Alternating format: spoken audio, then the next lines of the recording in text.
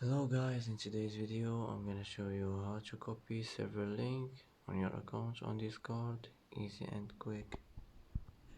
First click here, and now here I will find here invite, click on it. Here as you see you will find the link, just hold on it like this, and as you see here it should be copied. And that's it. That's how to copy server link on your account on Discord, easy and quick. And that's it for today's video. If you like this video, don't forget to like and don't forget to subscribe. It's helpful for you. And thanks for watching. Thanks for watching till the end, and see you in the next video.